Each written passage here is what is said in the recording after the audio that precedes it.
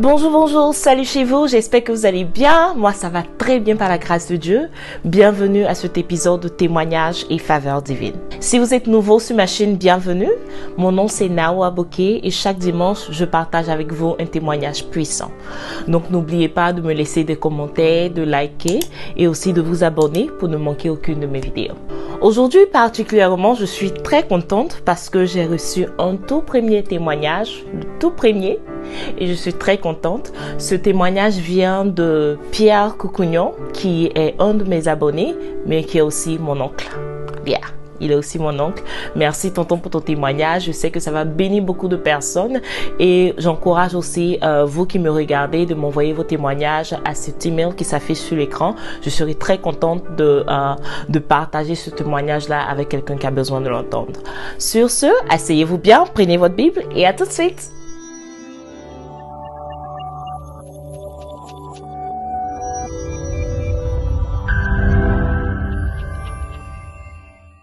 En 2005, après 5 ans de fiançailles, Pierre et sa fiancée décident de se marier.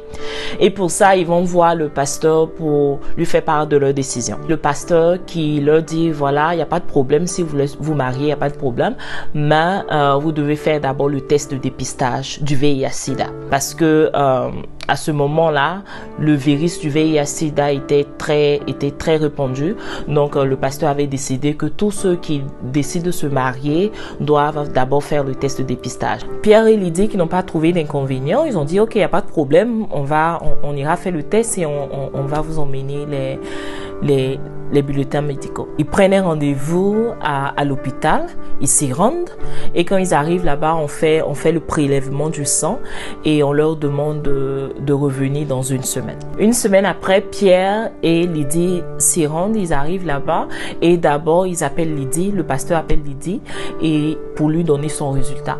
Quand il finit de lui donner son résultat, Lydie fait peut-être 5 minutes avec le docteur et elle sort et Pierre qui rentre, mais lui qui fait, on dira, 20 minutes. C'est-à-dire, il dure là-bas et tout. Et quand il sort, Lydie lui demande est-ce que tout va bien? Il lui dit oui, tout va bien, on peut partir. Ils arrivent dehors avant de prendre leur taxi pour rentrer chez eux. Pierre demande à Lydie et ton résultat c'est comment?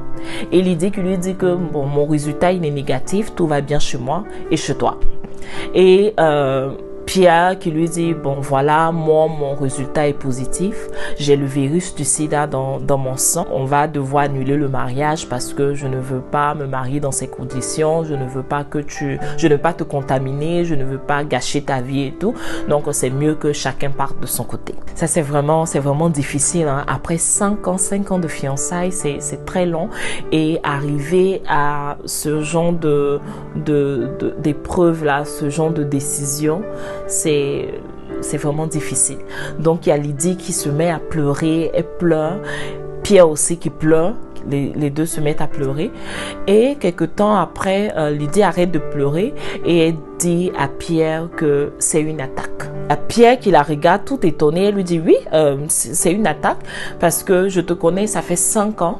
5 ans, on est dans les fiançailles, on n'a jamais eu de rapport sexuel et tu m'avais dit aussi que avant même de me connaître, tu n'étais pas dans la débauche sexuelle, tu vivais sainement et tout. Donc comment ça se fait qu'on a ce résultat là aujourd'hui? C'est une attaque et on va prier, le Seigneur va te délivrer. Vous voyez un peu la foi de cette dame, c'est-à-dire elle pleure, il n'y a pas de problème, pleurer, it's okay. Elle pleure, elle finit de pleurer et elle se rend compte que ça ne peut pas juste rester comme ça. On va pas juste se séparer comme ça. Non, non. Elle lui dit carrément non, on prie, le Seigneur va te délivrer. Ça, c'est la manifestation de la foi. Et Pierre qui la regarde là tout étonné, qui lui dit ok, il n'y a pas de problème. Il redouble d'efforts et cette parole-là vraiment a boosté sa foi. Il lui dit il n'y a pas de problème, on va prier et le Seigneur fera son miracle. Pierre, comme il ne vivait pas chez lui, il vivait chez son grand frère et Lydie qui vivait encore en famille. Donc, chacun de son côté, ils ont décidé de rentrer dans la prière, de vraiment recommander cette épreuve-là au Seigneur pour que le Seigneur agisse. Pierre, lui, son programme, c'était de se lever chaque jour à 4 heures du matin et prier jusqu'à 6 heures. Lydie, elle est partie dans un camp de prière avec tout le monde là-bas, elle a décidé de vraiment avoir cette intimité-là avec le Seigneur. C'est là le combat de la prière a commencé. Ils ont commencé à prier, ils ont prié chacun de leur côté, prier, mais ils ont prié pour le même sujet qui était la délivrance de Pierre du VIH-Sida. Après 1 à 2 mois de prière, Pierre reçoit un coup de fil de Lydie. Lydie qui lui dit, voilà, pendant qu'on est en train de prier au camp, il y a une prophétie qui a sonné. La prophétie a dit que ton fiancé a été délivré, vous pouvez vous marier, votre mariage est béni. Et Pierre qui est très content, qui lui dit que oui, moi aussi je regardais les témoignages et aussi je lisais beaucoup, et dans ces derniers temps le Seigneur a commencé vraiment à me convaincre, je suis convaincue au fond de moi que le Seigneur m'a délivré. Lydie qui lui dit ok, donc vas-y, va refaire ton test de dépistage et appelle-moi pour me donner les résultats. Pierre qui est tout joyeux, qui prend un rendez-vous dans un centre de dépistage volontaire, et il arrive là-bas pour faire son test. Quand il va, le docteur lui demande, est-ce que vous avez déjà fait votre test auparavant? Il lui dit oui. Il lui demande quel était le résultat. Il lui dit le résultat était positif. Le docteur qui lui dit, mais si c'était positif, qu'est-ce que tu viens faire ici alors? Tu dois partir dans une ONG et là-bas ils vont te traiter et tout. Et Pierre qui lui dit non, je suis chrétien, j'ai prié et je sais que le Seigneur m'a délivré. Le docteur qui lui dit, vous les chrétiens, vous aimez trop ça. On t'a dit que ton test est positif, va dans une ONG, ils vont te traiter rapidement. Et Pierre qui insiste, qui lui dit non, je suis venu faire mon test parce que je sais que je suis guéri.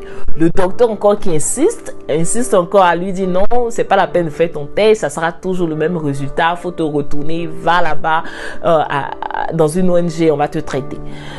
Pierre qui n'abandonne pas, qui insiste encore, et les deux insistent de leur côté jusqu'à ce que, par la grâce de Dieu, le docteur décide de céder. Ne laisse personne t'intimider. Ne laisse personne t'intimider. Quelle que soit la personne, que ce soit un docteur, que ce soit ton père, que ce soit ta mère, que ce soit ta meilleure amie, ne laisse personne t'intimider. Si tu as la foi, que tu sais que le Seigneur a déjà opéré ton miracle, ce n'est même pas la peine d'ouvrir la porte à ce genre de personnes, à l'ennemi pour venir s'aimer la confusion. Non. Tu restes ferme parce que tu sais que le Seigneur a déjà fait ton miracle. Et c'est exactement ce que Pierre a fait. Il est resté ferme. Il a dit non, moi, tu me fais mon test parce que je sais que le Seigneur m'a délivré. Et après, le docteur lui prélève son sang et lui demande d'attendre 30 minutes. Pierre qui s'assoit là, qui attend 30 minutes, c'est cool. Le docteur l'appelle, il lui dit encore, attends encore 30 minutes. Et Pierre, qui ne comprend rien, mais qui décide, ok, il n'y a pas de problème, j'attends encore 30 minutes. Donc maintenant, ça fait 1 heure que Pierre attend. Le docteur l'appelle, il lui demande, tu dis quoi? Qu'est-ce que tu as dit même? Tu as dit que tu as déjà fait ton test de dépistage? Il dit oui, j'ai déjà fait le test. Il a dit, c'est quel résultat on t'a donné là-bas? Il a dit, on m'a dit que c'était positif. Et le docteur dit, moi je comprends pas, parce qu'on vient de faire le test ici et c'est négatif, il n'y a pas de virus dans ton sang. Les Américains disent, oh my God. Le Seigneur venait d'opérer le miracle. Le docteur lui a dit, il n'y a pas de virus dans ton sang. Et Pierre, qui est très contente, qui lui demande, est-ce que vous êtes sûr? Il lui dit, oui, on est sûr, je suis très sûr. En tout cas, moi, je fais le test, je ne trouve pas de virus dans ton sang. Je ne peux pas te dire que tu as le virus du sida. Et Pierre encore qui insiste, et le docteur lui dit, ok, si tu veux, on peut faire des analyses un peu plus prolongées. Va et reviens dans 1 semaine. Et Pierre qui s'en va, qui revient dans 1 semaine, le docteur lui dit encore, c'est négatif, on n'a pas trouvé de virus dans ton sang et tout, tu te portes bien. Et Pierre qui lui demande, mais dans quel coup la première hôpital là m'a dit que il y a le virus dans mon sang, comment ça se fait? Et le docteur qui lui dit, peut-être il y a une faute, il y a eu une faute là-bas et tout, je sais pas ce qui s'est passé là-bas, mais en tout cas, ici, on a fait le test, tout va bien chez toi. Pierre encore qui veut s'assurer vraiment que c'est vrai. Et ça arrive, je ne lui en veux pas pour ça. Ça arrive 2 fois quand le Seigneur fait ton miracle. Ça va tellement au-delà de tes pensées. C'est-à-dire tu as la foi que ça va arriver. Mais quand ça arrive, toi-même, tu t'es tellement dépassé que tu veux preuve, sur preuve, sur preuve. Donc le docteur lui dit, ok, tu sais quoi, va dans un autre centre de santé. Quand tu arrives là-bas, tu leur dis que tu veux donner ton sang. Et quand tu vas leur dire que tu veux donner ton sang, ils vont te demander si tu as déjà fait le test de dépistage du VIH/SIDA. Tu leur dis non, j'ai pas encore fait le test, et ils vont te faire un test. Ils vont te faire un test, ils vont te donner les résultats là-bas. Pierre qui dit ok, il n'y a pas de problème.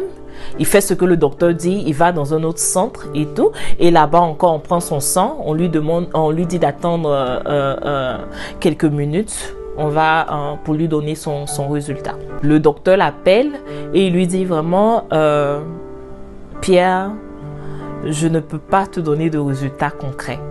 C'est bizarre. Les résultats sont bizarres. Je ne comprends pas. Qu'est-ce qui est bizarre dans ça? Ou c'est positif ou c'est négatif. Qu'est-ce qui est bizarre? Donc le docteur lui dit c'est bizarre.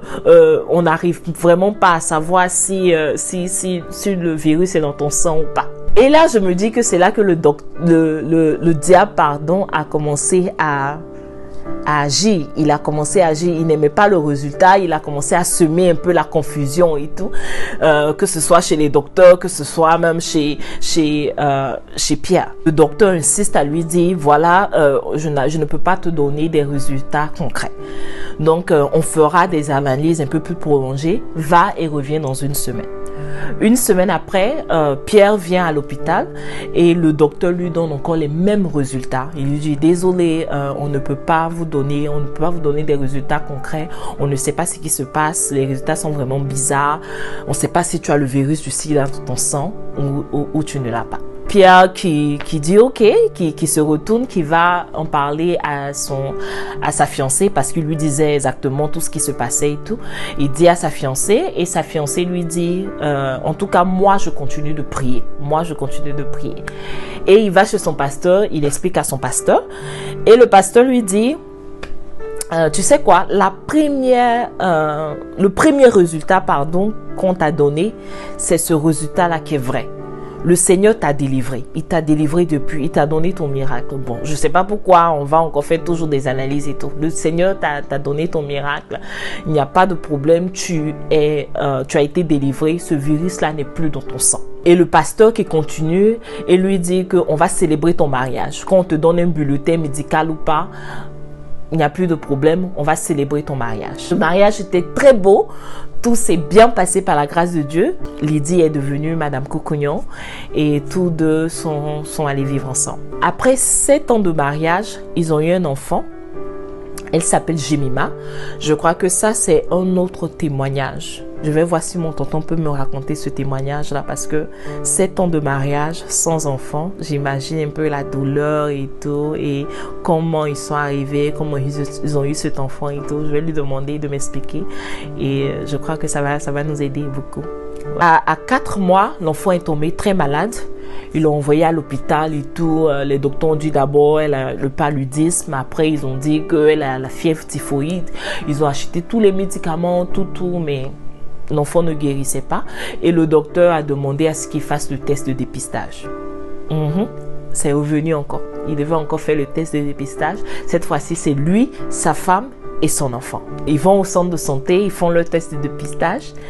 Les résultats arrivent et négatif. Monsieur est négatif, madame est négative, l'enfant est négatif. Tout est négatif. Et le Seigneur venait encore de confirmer le résultat qui a été donné 7 ans en arrière. Vraiment, je sais pas quoi dire, c'est merveilleux, c'est vraiment merveilleux. Après ça, ils ont mené l'enfant chez le pasteur parce que bon, la médecine n'arrivait pas à savoir ce qui se passait chez elle. Donc, ils ont mené l'enfant chez le pasteur et le pasteur a prié pour elle. Pendant qu'ils étaient en train de prier, l'enfant est revenue à elle-même, elle a demandé à manger, elle était toute joyeuse et le Seigneur l'a guérie. Voilà un peu le témoignage de Pierre Cocognon et aussi de sa femme, Lydie Cocognon. Aujourd'hui, je vais te parler de la prière.